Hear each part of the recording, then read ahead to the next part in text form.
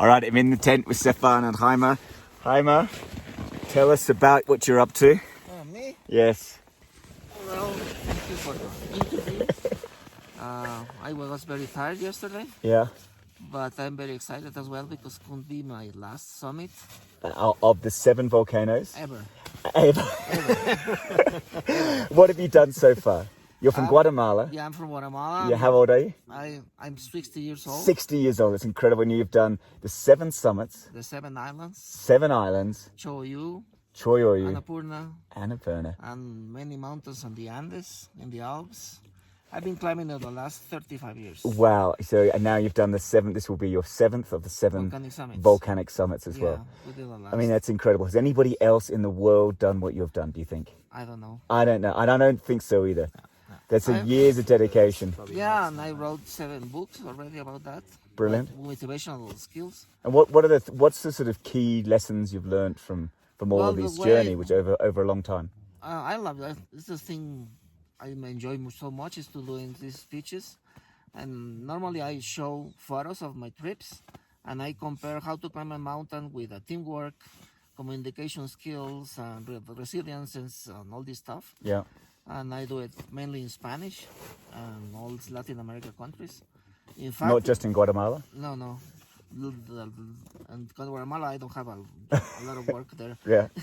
And in fact, when we were in Punta Arenas, I did 3 webinars. Yeah. One in Brazil, one in Chile, and another one in Guatemala. Yeah, you were busy. I mean, we were out looking at the sites. Yeah.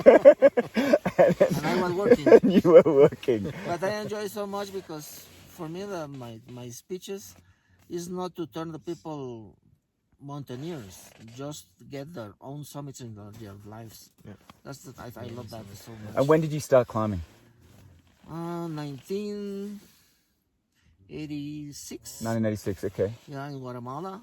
I started because it was a big group of doctors in Guatemala. They were the first to climb Aconcagua in the 60s. Oh. And after that, they graduate as a doctor and start to work. And after 30 years, they realized that they didn't give any school. So nobody was climbing mountains in Guatemala. So they start to promote climbing mountains through the media. And I read one invitation to a volcano called Tajumulco. Mm-hmm. It's 4,200 meters height. It's like this. Is that this high? Yeah. It's the highest point in Central America. Yeah. And I went there, and I was young and strong, and I just flew up there. Yeah, lovely. And they liked the way I walk. Yeah. So they decided to sponsor me right away, the first mountain. Wow. So they sponsored me to climb all the mountains, all the summits of Guatemala. Which you said there are about 500 or something. 594. That's a lot of summits. 8 years. I spent 8 years to climb all I like this. how you didn't mention that on your first list. You know, your other list is so big. And after that, I got an invitation to go into Mexico. University of Mexico offered me a course to learn high mountains, the snow, glacier, and all this stuff. So I spent 4 months climbing Pico de Orizaba, Popocatépetl, Beautiful and other mountains in Mexico. Yeah. And then there I met the Chilean people, and they invited me to come to South America. So I did a traverse from Venezuela to Chile. Wow. I climbed 215 mountains in 4 years. Wow. All the main summits on all those Andes, the 7 countries. And then I met a French guy in Peru. He invited me to go to the Alps. So I went to Matterhorn, I went to Mont Blanc, to Monte Bianco, Gran Sasso, many mountains there. But in the Alps, I climbed only 30 mountains. Oh, that'll. And after that, I started the 7 summits with Aconcagua. I climbed it for the 3rd time in that time. Then after Aconcagua, I went to Kilimanjaro. After that, I went to Elbrus. Then Denali in Alaska. After that, I climbed Karstens and Kosciuszko, both. And then I came to Vinson, and I finished with Everest, was the last. From North Pole, I climbed in 2001, and I became the first Central American to reach the top of Everest. Wow. Of any route? Gee, of any route? On any route. Wow, that's amazing by 2020. And after that, I was the second Latin American to finish the 7 summits. You must have been so inspiring to many people Yeah, yeah. Yeah, who've seen what Except you've for done. myself now. And tell me about the 7 islands. Yeah, after I finished the 7 summits, I was in my mind the 7 islands, because when I went to Vinson, I came to Vinson. I went to Petrol Hills, and in that place I met a Singaporean guy, and he said, "I have a list of a new challenge." What's that? I said 7 islands. What's that? I asked. He says, "It's to climb the highest point on the 7 largest islands in the world," and make click on me. And when I finish 7 summits, I go for the 7 islands. Yeah. So I started in 2002. I went to Sumatra to climb Kerinci volcano, is the highest there. Borneo is Kinabalu, the highest one. Then I went to Papua New Guinea to climb Mount Wilhelm, because should be Karstens, the highest in this island. But this is divided in 2 countries. Yes. New Guinea, that's why I decided to do the other one, Wilhelm, and it's allowed. Yeah. And after that, I went to Mount Fuji in Japan. So I did in 2002, I did 4 already. In 2003, I went to Greenland and Baffin Island. And I done it with Paul Walker from Scotland, very nice guy. And I took our base in Iceland, in a port called Isafjord. And from there, we did the flights first to Greenland, then come back to Iceland, and then to Baffin Island. Oh, Very nice. yeah, beautiful flights. Yeah, we spent 2 months doing both mountains. Yeah. I enjoyed so much with sleds, and much longer than that, but I was younger and more strong. And then I had to wait 3 years until 2006, because the government of Madagascar, it was the last island, they didn't allow me to get there to climb the mountain. Maromokotro is the name. So I had to stay and to wait until the government allowed me to go there. At the end, they gave a permission for 5 people. Doug Mantle from the United States. He was the second in the world to finish the 7 summits. 3 French, I remember their names. They quit at the half of the expedition, and myself. And we did a very long trip, very nice. And I finished the 7 islands in 2006. Wow. And after that, Andy Martin from Tucson, Arizona, in the United States, told me about the 50 most prominent mountains in the world. So I start with that. I will not finish that list. I already climbed 33 of them. That means go to Kluzbeshkaya, is the highest volcano in Kamchatka Island Peninsula. I've been in so remote places. Yeah, everywhere. Yeah. And you've met lots of what defines a prominent island, the mountain, the height.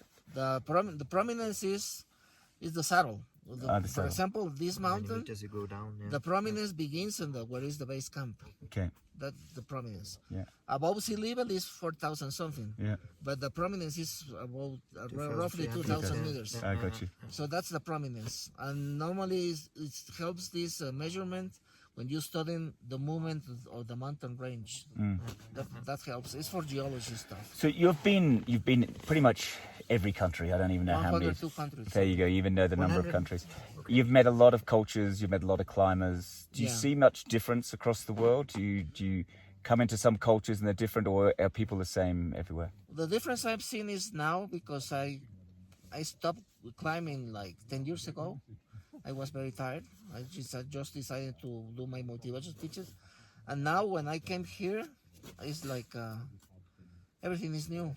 All the new equipment is much lighter. The people is nicer. All of you. Well, I met him 3 years ago. But I think it's better now. The mountaineering is better now, because it's more the feeling of mountaineering, the real this kind of mountaineering. But also you can find a lot of stupid people. And how about the communities? You go into the local communities around the Yeah. mountains. Have they changed from No. seeing few climbers to many climbers? No. Well, in South America, maybe the Quechuas, they're more modern now. They like cars and they like money. Before it was different. The mountain is an energy, it's a god. You have to respect it. Because the first time I went to Peru, for example, I climbed, the first one was Huascarán. It's 6,000 is the highest mountain there. And I climbed with 2 Quechuas. And just before getting to the glacier, they got naked and put themselves in like a shower. Water melt from the ice for 3 minutes. And after that, they drink pisco. It's a liquor. Yeah. 1 liter each. I bet they did. Amazing. And I said, and I told them, if you want to kill yourselves, it's not the right moment because I'm here. No, we're making a sacrifice for you. Oh. Because they said Huascaran is the home of Pachamama, the mother goddess of the world, and it's a sacred place. And I'm not sacred. Okay. So they may purify themselves, make a sacrifice to let Pachamama let me get into the mountain. So they did it for me. Wow. Very impressive. Also where else? In Carsten's Pyramid, I walk from Timika port to the mountain. Oh, you walked through the mine. 29 days. Yeah. So I crossed a lot of villages. Yeah. And I saw some mystic. These people could be scared people, but these very friendly people, very humble people, but very, very related with the nature. Very, they care a lot of nature. So it's very, very impressive. Where else? In Uganda, I went to Margarita Peak. I climbed Rubensori Mountains, all this stuff. I went with the tribes there, and the people is tough. They can kill you easily. It's not friendly people. Where else? Morocco is very nice. I went there to climb the Atlas Mountains. Beautiful there. And the people so friendly, excellent food. Yeah. As you can tell, I like food. And you're married, aren't you? Sorry? Are you married, did you say? I am married. I have 2 kids. One they're not kids anymore. Yeah. One is 24 years old, and he just finished archaeologist in the university. Brilliant. And the other one is 20 years old and is studying international business affairs. And my wife is 45 years old. I love her so much. Yeah. And there must be very special people you must have around you and good support in order to allow you, the space. You don't need permission, you do that yourself, but give you the space and the motivational support. It's always good to have base camp support. So my wife is the first one to motivate me. Oh, it's lovely. Oh, well, thank you very much for your time. I'm looking forward to tomorrow. We're getting and celebrating your seventh, your final one, your final summit ever. Yeah, thank you. Yeah, I plan already that this is going to be my last big summit. Just water and flat now. Yeah, Deserts and beaches. Thank you so much.